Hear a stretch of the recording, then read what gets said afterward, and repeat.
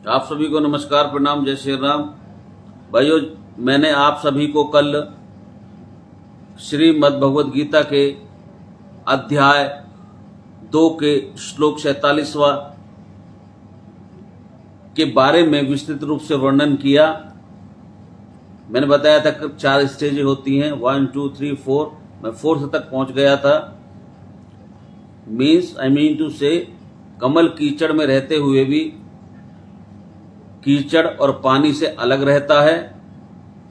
इसी प्रकार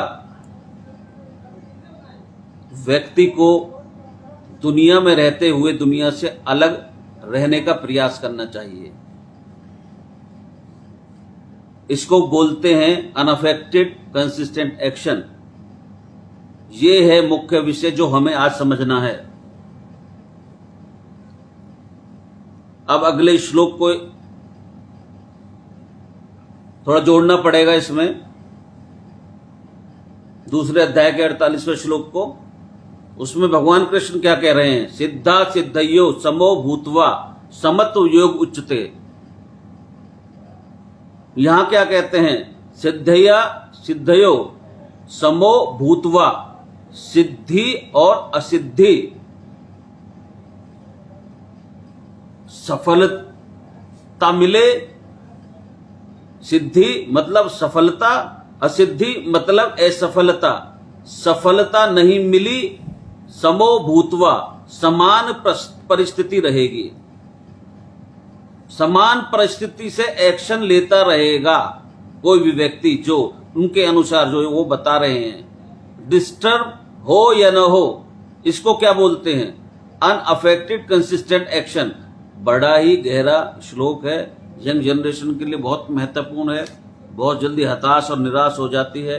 तो मैं आज आप सभी से कहूंगा, इसको देखिए, पढ़िए। जो बहुत जल्दी शीघ्रता करते हैं उनके लिए मैं ये भी बताऊंगा। आज मैं कुछ उदाहरण भी प्रस्तुत आपके सामने करूंगा। आज मैं आपको ये जो इकोनॉमिटी है, that can save you from insanity, मतलब पागलपन से आपको बचा सकता है। क्योंकि ये श्लोक आपको पागलपन से बचा सकता है, क्योंकि इस श्लोक में सब कुछ, सारा कुछ दिया है।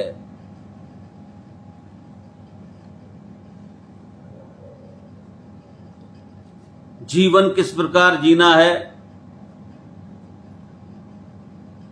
प्रत्येक आदमी डिस्टर्ब ही इसलिए होता है। ऐसे समझो, सक्सेस है या फेलर है, दोनों सेमीफाइनल हैं।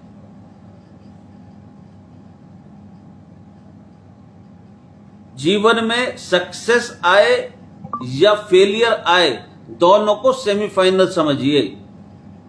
फाइनल अभी होना बाकी है। आप सफल हो गए? नहीं, अभी फाइनल बाकी है। आप विफल हो गए? नहीं, अभी फाइनल बाकी है। तो फाइनल को ढीला ढाला खेलते हैं या जोर जोर लगाकर खेलते हैं? अभी सूर्य कुमार ने क्या कैच लिया था, देखा आपने? कितना जोर लगाकर फाइनल को खेलते हैं। मैच को निकाल लिया मुंह से।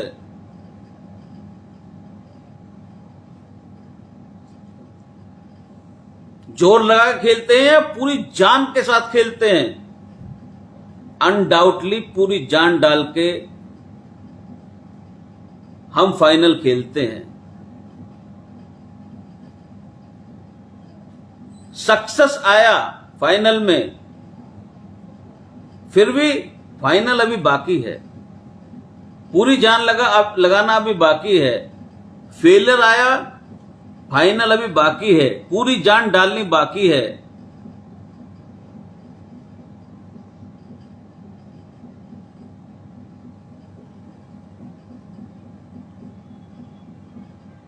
देखिए, कहने का अर्थ है आपका कहीं भी किसी भी स्टेज में, किसी भी स्थिति, किसी भी परिस्थिति में हो, आपका सेमीफाइनल चल रहा है, आपको ये समझना है कि मेरा फाइनल अभी बाकी है। जब फेलियर हो या सक्सेस हो, अरे हम यदि एक मापदंड को यानी कि एक सीमा तक को ही अपनी सफलता मान लेंगे तो हम वो क्रिएट नहीं कर सकते जो हिस्ट्री बन जाए।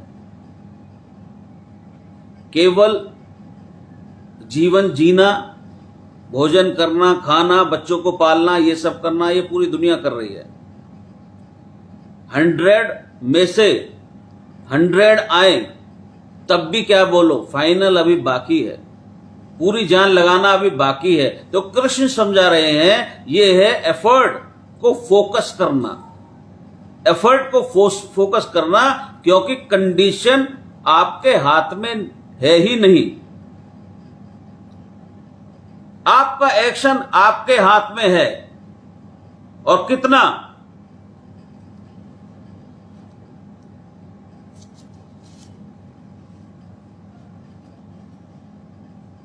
जितना भी आप अच्छा एक्शन लोगे उतना ही शानदार न्यू रिएक्शन मिलेगा। यही है सारा मुद्दा। क्योंकि देखो, रियलिटी मेरे हाथ में नहीं है। आई मीन टू से क्या हो रहा है रियलिटी में, सच्चाई में, ये मेरे हाथ में नहीं है, ना आपके हाथ में है। मेंटेलिटी मेरे हाथ में है, मुझे रिएक्ट कैसे करना है। रियलिटी को मैं नहीं बदल सकता, मेंटेलिटी को मैं बदल सकता हूं।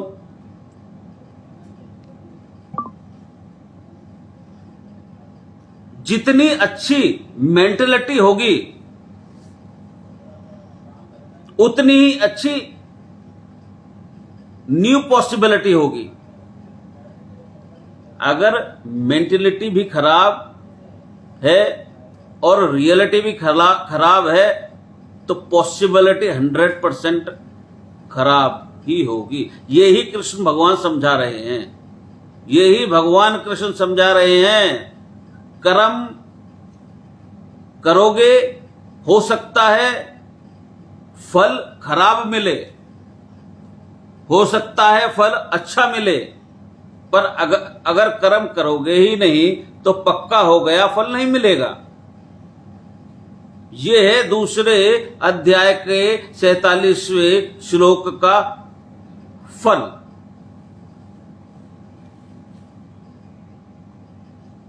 ये गौर करना है हमें। फल पे जोर करने का लाभ किसी को नहीं हुआ आज तक। हमको फल पे ध्यान नहीं देना, हमको अपने एक्शन पे ध्यान देना है। और जब हमारा एक्शन शानदार होगा तो स्वाभाविक रूप से फल अच्छा ही होगा। फल पर ध्यान लगाकर किसी को फायदा नहीं हुआ, फल पर ध्यान लगाकर केवल एक व्यक्ति को फायदा हुआ, और वो है न्यूटन। समझे? उसने फल देखा, उसने देखा फल नीचे गिरा, कुछ अलग सा महसूस किया, देखा हमको ग्रेविटी मिली। उसके अलावा किसी को फल का कोई आज तक फल लाभ नहीं मिला है, उसके बारे में, फल के बारे में सोचने का। Otherwise expecting is directly proportional to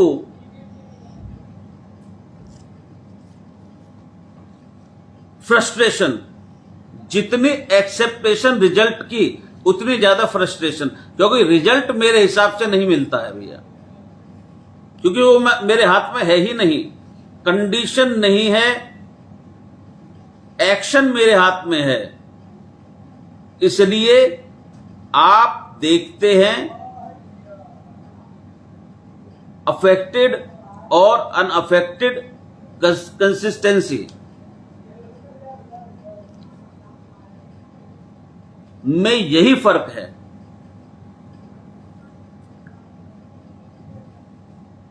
result पर हमको देखिए, यदि हम चाहें भी, हम कोई भी व्यक्ति जो है व्यापार करने जा रहा है, कोई भी काम करने जा रहा है, तो वो यही सोच के जा रहा है कि कुछ मिले कुछ मिले कुछ मिले, और यदि नहीं मिला तो हम क्या कर लेंगे? वो हमारे हाथ में है क्या? हम अपना कर्तव्य और कर्म कर सकते हैं, उसका फल कितना मिलेगा या नहीं मिलेगा ये तो उसी का हाथ में है ना भैया सब कुछ। इसलिए अपनी जो मेंटलिटी शानदार, रियलिटी पर अपनी मेंटलिटी जितनी आप शानदार होगे उतनी पॉसिबिलिटी यानी उतना रिजल्ट अच्छा आएगा। नेचुरल है ये। एक होता है किल किल कर रहा है कंसिस्टेंसी, एक होता है किल इट कंसिस्टेंसी। कुछ लोग हमेशा किल करते रहते हैं, हर बात पर किल पर लगे रहेंगे, कंसिस्टेंट हैं, छोड़ा नहीं। सरकारी कंपनी में देखो आप, इतना दुखी सरकारी कर्मचारी रोता रहेगा, फाइलों का इतना बोझ है मेरे पास में, अपने जो एम्प्लॉय हैं अंदर से इतने, वहां जितने भी हैं इतने दुखी रहते हैं। अगर उनसे बोल दो कि छोड़ दो भाई, इतने परेशान हो तो, नहीं छोड़ूंगा, नहीं भैया सरकारी नौकरी है भैया, ऐसे कैसे छोड़ दूंगा। कंसिस्टेंट है लेकिन क्या है? अफेक्टेड है।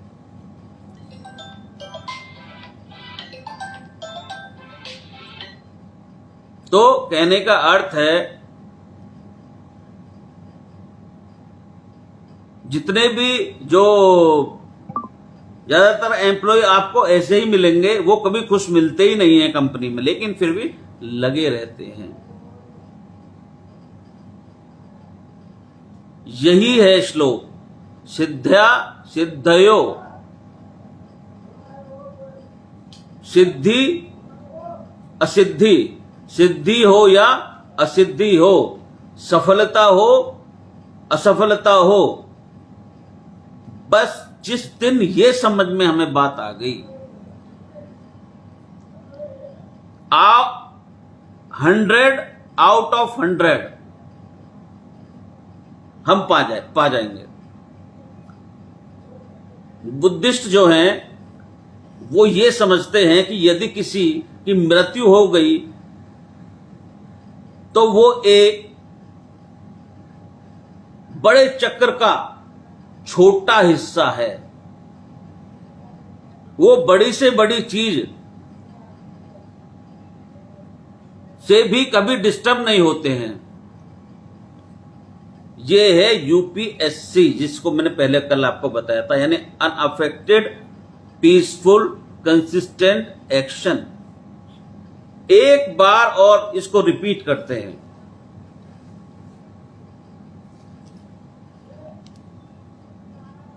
क्योंकि यही भगवान श्री कृष्ण हमें सिखाना चाहते हैं।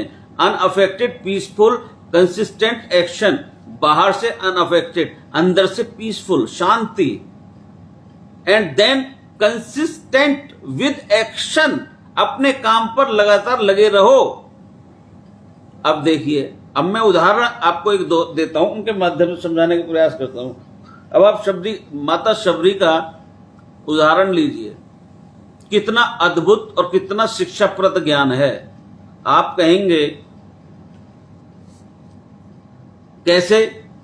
तो ऐसे कि ऋषि मातुंगा जो थे, जब उनके प्राण छूटने ही वाले थे, तो उन्होंने शबरी को बोला कि तुम वेट करना, फिर वो राम तुमसे मिलने के लिए तुम्हें दर्शन देने अवश्य आएंगे।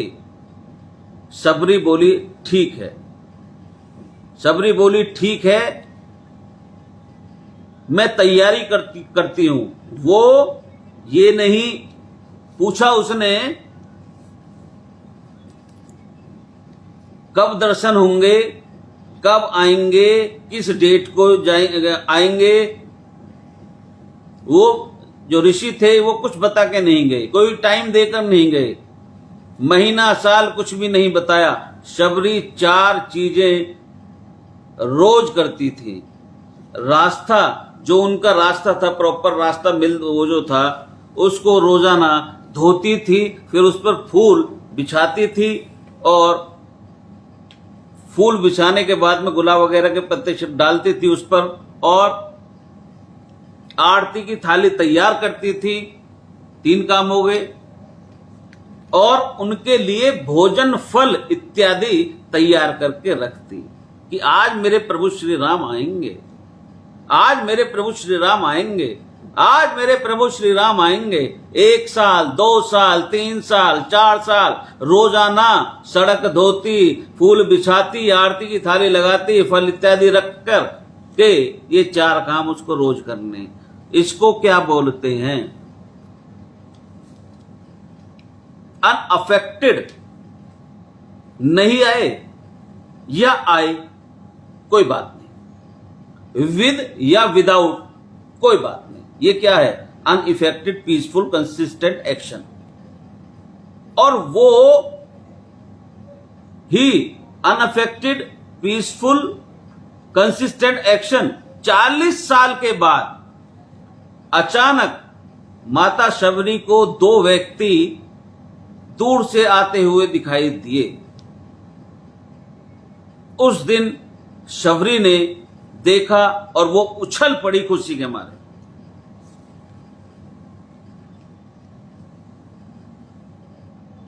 और वो बोली, मेरे राम आ गए, मेरे राम आ गए, मेरे राम आ गए। और जब वो 40 साल के बाद आए हैं तो उनको दर्शन दिए और एक्साइटमेंट में अपने झूठे बेर खिला रही है। प्रभु प्रेम में, क्या कहते हैं, प्रेम के बस में होकर उनको खा रहे हैं, उनको मतलब मौन स्वीकृति प्रदान कर दी। यह मैं बोल रहा हूं, कंडीशन कुछ भी हो, जब कंसिस्टेंट एक्शन होता है तो न्यू एक्शन हमारे फेवर में अपने आप स्वतः ही होगा। इसलिए धैर्य परिणाम की अपेक्षा तुलना में एक्शन पर ज्यादा फोकस करना, यही इस श्लोक का अर्थ है और इसी से हमें सफलता मिलती भी है। ये श्रीमद् भगवद गीता के 2 अध्याय के 47वें श्लोक का अर्थ है, सार है। सिद्धि या असिद्धि, कर्म करेंगे, हो सकता है फल मिले, हो सकता है ना मिले, क्योंकि कर्मण्येवाधिकारस्ते, कर्म एव वाधिकारस्ते, आपका अधिकार है कर्म करने पे। मां फलेषु कदाचन, इसके चक्कर में भैया ऐसा मत कर लेना कि कभी कोई ये सोचे कि केवल कर्म पर मेरा अधिकार है, फल मिलेगा ही नहीं तो मैं कर्म करना छोड़ दूं। ऐसा मत करना भैया कोई। इसको भगवान ने पहले ही बता दिया है, इस चक्कर में नहीं पड़ना भाई। क्या बोला? मां कर्म फल हेतु अभूर्वता ते संगस्तु कर्मणि, ये मत सोचना कि कर्म नहीं करोगे। ये कृष्ण समझाते हैं। और कृष्ण देखिए कितने शानदार लोगों की साइकोलॉजी समझते हैं। कहीं लोग ऐसा ना हो कि मेरे इस गीता को पढ़कर कर्म करना छोड़ दें। उन्होंने इसीलिए रिजल्ट से नहीं, एक्शन से अटैचमेंट रखने की बात की। एक्शन पे फोकस करिए, आपको पर्पस से अटैच होना है। उन्होंने ये भी सोचा कि यदि मैं इस तरह की व्याख्या खोलकर विस्तार से नहीं बताऊंगा तो लोग गलत इसका अर्थ ले जाएंगे। भगीरथ कौन थे? हमें एक उदाहरण आपको देता हूं। भगीरथ को उनके गुरु ने बताया कि अगर तुमको अपने जो पितृ हैं उनकी मुक्ति करनी है, दिलाना चाहते हो, तो तुमको गंगा जल की आवश्यकता पड़ेगी। Listen to me carefully. Ganga जल, गंगा थी ही नहीं। मां गंगा का वो आवाहन करना चाहते थे, इन्वोक करना चाहते थे मां गंगा को। मां गंगा थी ही नहीं। और ऐसा बताया जाता है कि जो मां गंगा अगर वहां धरती पर लाई भी जाती तो उनके जल का जो वेग था और पानी इतना था कि पूरी धरती उसमें डूब जाती। तो उन्होंने कहा, मैं तपस्या करता हूं, मैं भगवान शिव की तपस्या करता हूं। ब्रह्मा जी ने अगर अपने कमंडल से गंगा को छोड़ दिया तो पूरी धरती डूब जाती। तो अपनी जटाओं के अंदर समा लिया था भगवान शंकर ने।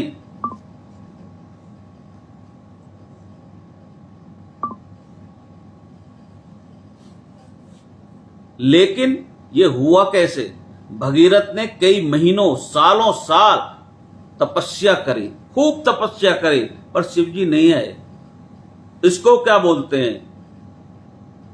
इसको बोलते हैं करता रहा नहीं आए, फिर भी कर रहा है, तो इसको बोलते हैं increased effort with every failure. One more time. क्या? Increase effort with every failure. इसको क्या बोलते हैं? इसको बोलते हैं इंक्रीजिंगली अनअफेक्टेड कंसिस्टेंट एक्शन। मतलब हर बार कंसिस्टेंट एक्शन लूंगा। फेल हो गया हूं और ज्यादा लूंगा, इंक्रीज करूंगा, बढ़ाऊंगा एफर्ट को। कई महीना तपस्या करने के बाद भगवान शिव नहीं आए। फिर उन्होंने अपनी तपस्या की जो प्रक्रिया है उसको बदल दिया। अब उन्होंने क्या किया? इंक्रीज कर दिया अपने एफर्ट को। कुछ लोग क्या होते हैं, छोड़ के भाग जाते हैं हम जैसे तो। लेकिन उन्होंने क्या किया? उसको अपने एफर्ट को इंक्रीज कर दिया, बढ़ा दिया। वो अपने अंगुष्ठ के बल पर खड़े हो गए, पैर के, महाराज भगीरथ, और एक अंगूठे के बल पर खड़े होकर तपस्या करने लगे। भगवान शिव उनकी कठोर तपस्या को देखकर प्रसन्न हुए और उसी कारण मां गंगा धरती पर आ सकी। इसलिए आज भी उनके प्रयास को भगीरथ प्रयास कहा जाता है। इसको बोलते हैं इंक्रीजिंगली अनअफेक्टेड कंसिस्टेंट एक्शन। जिस व्यक्ति ने इस साइंस को पकड़ लिया तो वो कभी फेल नहीं हो सकता। फेल हो रहे भगीरथ, क्या दिखाया भगीरथ ने हमें कि मैं फेल हो रहा हूं, पर क्या कर रहा हूं? अगले नेक्स्ट टाइम में अपना जो एफर्ट है उसको इंक्रीज कर रहा हूं, बढ़ा रहा हूं।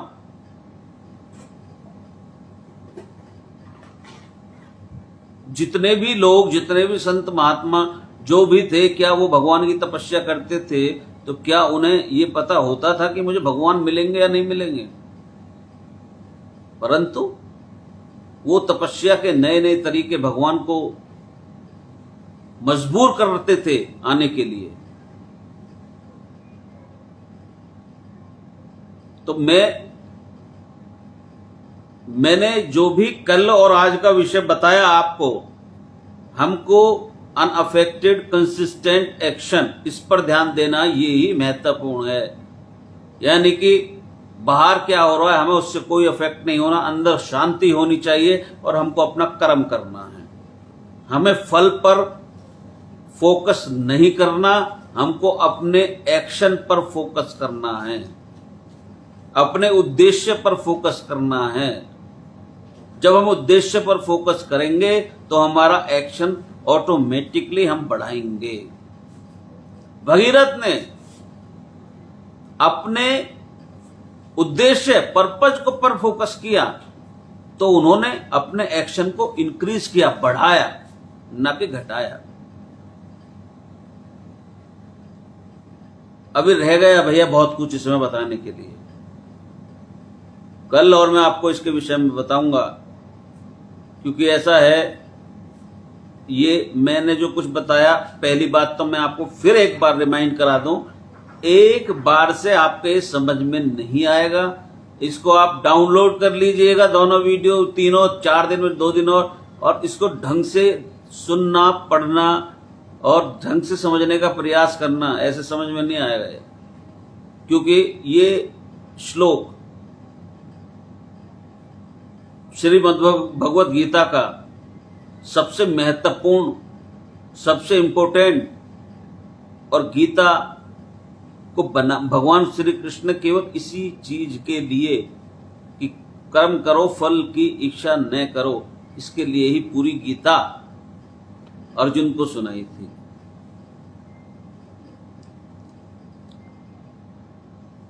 कृष्ण जी से अच्छा मोटिवेशनल स्पीकर इस पूरे संसार में न तो कोई था न कभी होगा, जो अर्जुन को रणभूमि में मोटिवेट कर रहे हैं कि उठ खड़ा हो, तो नहीं हो रहा, फिर भी तरह तरह के प्रयास करके बता रहे हैं, उसको एक चीज समझा रहे हैं। उनसे बड़ा कोई मोटिवेट कर सकता है? इसलिए मैं कहता हूं गीता से जुड़ो, जितने भी बच्चे हैं उनसे बड़ा ना तो कोई मोटिवेशन दे सकता है हमें, और ना हमें शांति कोई प्रदान कर सकता है। भगवान श्री कृष्ण की गीता के अलावा कोई कुछ भी नहीं मिल सकता हमको। भगवान श्री कृष्ण की श्रीमद् भगवत गीता में अर्जुन की कितनी कितनी परिस्थितियां, कैसी कैसी परिस्थितियां, कैसे कैसे सवाल हुए, कैसा संवाद हुआ, आप एक बार उसको बैठ के सुनिए। सुनने में कितना आनंद आता है। अर्जुन बार बार बैठता है, खड़ा हो जाता है, कभी पसीनों में नहा जाता है, लेकिन फिर भी जब भगवान कृष्ण सब कुछ बता देते हैं, फिर भी कहता है भगवान वो सब तो ठीक है, पर गांडी अब भी नहीं उठ रहा मेरे से, कोई और उपाय बताओ। फिर वो फिर लग जाते हैं दूसरा उपाय बताने में। ये जो चर्चा है ना उन दोनों की, ये बहुत शानदार है, बहुत शानदार है। हिंदी में पढ़िए, कोई आवश्यक नहीं है कि इंग्लिश में उसमें पढ़ा, क्या नाम है, क्या ये श्लोक के हिसाब से पढ़ो। हिंदी पढ़िए, इंग्लिश में पढ़िए, लेकिन पढ़िए। ये जो संवाद है ये अपने आप में एक विशिष्ट संवाद है। और इसमें फिर मैं वही बता रहा हूं, रामायण और गीता ये हमारे 2 ऐसे महाकाव्य हैं, केवल इनको यदि आप पकड़ लें तो मैं समझता हूं किसी भी चीज को पकड़ने की आवश्यकता नहीं है। और भाई मैं फिर आपको एक चीज बता रहा हूं, अपनी जिंदगी से डोंट एबीसी को दूर कर दीजिए। एब्यूज करना, ए फॉर एब्यूज, यानी किसी को भला बुरा बोलना। दूसरा ब्लेम, कि भाई तेरी वजह से मेरे साथ ऐसा होगा। किसी की वजह से किसी के साथ कुछ नहीं होता भाई। ये पूर्व जन्म के, इस जन्म के बंधन होते हैं जिनको हम चुकाने के लिए इस धरती पर आए हैं, और वो हमें चुकाने पड़ते हैं। अच्छा होना, बुरा होना, ये सब भगवान परमात्मा के हाथ में। किससे क्या संबंध है, ये परमात्मा के हाथ में है। किसी को ब्लेम करने से कुछ नहीं मिलता। और किसी को मत कीजिए, क्रिटिसाइज, यानी किसी की भी निंदा मत कीजिए, बुराई मत कीजिए। आप क्या ये समझते हैं कि आप सबसे बेहतर हैं जो आप किसी दूसरे व्यक्ति की बुराई कर रहे हैं? यदि कोई व्यक्ति कहता हो मैं सबसे बेहतर हूं तो मेरे सामने आए। हम कुछ भी नहीं है, क्या है हमारे पास? मैंने देखा है लोगों को, जरा सा कुछ हो जाते हैं तो अकड़ में ऐसे हो जाएंगे जैसे पता नहीं उन्होंने क्या प्राप्त कर लिया इस धरती से। किसके लिए? झूठ बोल के, बेईमानी करके किसके लिए कर रहे हो भाई? ईमानदारी से भी आएगा जो लिखा है किस्मत में। इसलिए गलत काम मत करो। बच्चों के लिए कर रहे हो तो सब जानते हैं, पूत कपूत क्यों धन संचय और पूत सपूत क्यों धन संचय। यदि पूत कपूत है तो धन की क्या जरूरत है, और सपूत है तो अपने आप कमा लेगा, कपूत है तो सब कमाए हुए गवा देगा। सिंपल रहो, साधारण रहो, व्यक्तित्व अपने उसको मत बड़ा करो, दिखावे को, जो झूठा दिखावा है जगत का मिथ्या। अपने व्यक्तित्व को अंदर से बड़ा करो। बाहर की सफाई की जरूरत नहीं है, अंदर की सफाई की जरूरत है। इंटरनल पीस की आवश्यकता है। जब तक हम शांत नहीं होंगे, हम दूसरे को शांति दे ही नहीं सकते। जो चीज हमारे पास है वही तो हम दे पाएंगे दूसरे को। हमारे अंदर यदि शांति नहीं है तो हम दूसरे को कैसे शांति देंगे? मुमकिन है क्या ये? जिसके पास जो होता है वही तो दे सकता है। अब संत महात्मा है, उनके पास में जो है वही तो देते हैं। अब भैया देखो, ये जो पाखंड वाखंड है इनसे थोड़ा दूर रहो। कुछ नहीं है इन पाखंडों में। ईमानदारी से गीता अध्ययन करो, रामायण अध्ययन करो, उनको समझो, एक एक चीज पढ़ो, मोटिवेशन वहां से लो। जीवन में उदास बच्चे बहुत ज्यादा होते हैं, वहां उस स्थिति में गीता को अपने जीवन में उतारने का प्रयास करो। मैं बड़ा मजा आता है पढ़ने में। एक बार देखो तो सही, सुन लो। उसपे 2.5 घंटे के आसपास की है शायद, उसको डाउनलोड करके सुन भी लो।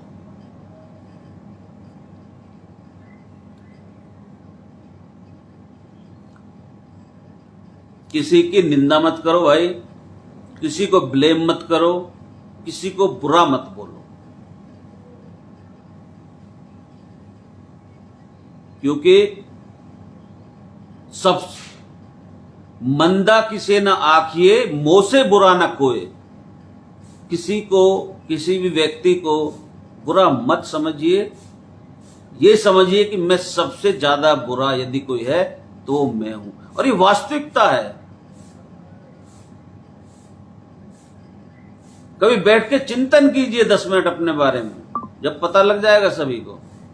दूसरों की अपेक्षा, दूसरों को सुधारने की अपेक्षा, दूसरों को भाषण देने की अपेक्षा अपने आप को सुधारिए भाई। सब अपने अपने घर को साफ रखेंगे तो पूरा भारत देश क्या, पूरी दुनिया साफ हो जाएगी। दूसरों के ज्यादा परेशानी मत करो, मत उठाओ दूसरों के लिए। अपनी पहले अपने आप को इंटरनल साफ करो। जब उस योग्य हो जाओ कि हाँ मैं अब अंदर से साफ हूं, जब बैठाकर पॉजिटिवली दूसरे को बताओ ये। इसलिए ये जो परमात्मा आपने देखा है, ईश्वर, इतनी बड़ी सृष्टि है, 7 अरब लोग हैं, उससे भी ज्यादा होंगे अब तो, 7 अरब से ज्यादा लोग हैं। कितने बड़े, कितने देश हैं। क्या एक भी कोई चौकीदार है कहीं? नहीं है ना? या है कोई चौकीदार खड़ा करा है उन्होंने, भगवान कृष्ण ने, सॉरी नारायण ने, कि भाई उधर खड़ा कर देता, ईस्ट में, नॉर्थ में, इधर उधर चारों तरफ चौकीदार लगा देता हूं। लगाया कोई? नहीं लगाया। क्योंकि वो हमें ये समझा रहे हैं, जिस प्रकार ये धरती असीमित है, दुनिया असीमित है, ये ब्रह्मांड असीमित है, अब उसी प्रकार मैं भी असीमित हूं। हम सीमा में बांधने का प्रयास करते हैं। हम मूर्तियों में देखते हैं परमात्मा को, मूर्तियों में कुछ नहीं है, प्रतीक है वो केवल। जिस दिन सच्चाई से परमात्मा को, अगर आपको वास्तव में परमात्मा को प्राप्त करना है तो भगवान श्री राम का नाम जप के देखिए आप। वहां ये जल चढ़ाना, वहां तेल चढ़ाना, ये करना, वो करना, भैया मैं इन सब चीजों से मैं तो कुछ मानता नहीं। मंत्र जाप कीजिए, मंत्रों में शक्ति है, क्योंकि मंत्र एक वाइब्रेशन उत्पन्न करते हैं, और वो जो वाइब्रेशन होती है वो हमें, हमारी जो अंतर की आत्मा है उसको पॉजिटिविटी तो, सकारात्मक ऊर्जा तो देती ही है, बल्कि उस एक ब्रह्म के साथ में मिलाने का कार्य भी करती है, एक रास्ता भी बनाता है मंत्र। मंत्रों की सुनिए, मंत्रों को जपिए या नाम जपिए, बस इतना बहुत है। धर्म और आध्यात्म ये दोनों क्या चीज है, फिर बहुत बड़ा हो जाएगा ये टॉपिक। भाई जरा सा भी कर्म करोगे गलत, वो भोगना ही है, इससे कोई अछूता नहीं है। भगवान भी अछूते नहीं रहे, जिन्होंने मानव रूप लेके उन्होंने लीला की, परंतु वो भी अछूते नहीं रहे। मैं आपको एक छोटी सी बस स्टोरी, रियल स्टोरी मैं बता देता हूं। एक व्यक्ति बैल को लेके जा रहा है, दोपहरी का समय है, धूप हो रही है बहुत जबरदस्त, और वो उसके में काफी सामान रखा हुआ है बुग्गी में जो उसके पीछे लगा हुआ है, और वो बैल जो है उसको खींच रहा है, लेकिन वो हाँफ रहा है, चढ़ नहीं पा रहा। वो उसमें बार बार डंडी मार रहा है, बार बार डंडी मार रहा है, बार बार डंडी मार रहा है, लेकिन वो चढ़ नहीं पा रहा। वहीं एक संत बैठे हैं, वो मुस्कुरा रहे हैं, पेड़ के नीचे संत बैठे हैं, वो मुस्कुरा रहे हैं। उनका शिष्य है, वो पूछता है कि महाराज देखना कितनी दुर्दशा कर रहा है बैल की, और आप मुस्कुरा रहे हो। क्योंकि मैं इसलिए मुस्कुरा रहा हूं कि पिछले 20 जन्मों से यही हो रहा है। ये बैल जो है इसको ये मार रहा है, अब फिर अगले जन्म में वो आदमी बन के आ रहा है, ये बैल बन के आ रहा है, फिर वो बैल बन के आ रहा है, ये आदमी बन के आ रहा है। ये 20 जन्मों से यही चक्कर चल रहा है। तो मैं इस लीला को देख के भगवान की को मैं उस पर हंस रहा हूं। ये जो अब मार रहा है, अगले जन्म में ये बैल बनेगा, और जो बैल है अगले जन्म में आदमी, वो फिर मारेगा इसको। जो करोगे भोगने आओगे। ये मत सोचना कि यहां करके और कहीं खत्म हो गया। किया हुआ कर्म, बोला हुआ शब्द अमिट है, अनंत है। उसका फल चाहे पॉजिटिव सकारात्मक हो या नकारात्मक हो, मिलना ही मिलना है। जय जय श्री राम। भाई बहुत समय ले लिया मुझे लगता है आपका। जय जय श्री राम, धन्यवाद। जय श्री राम, जय श्री कृष्ण।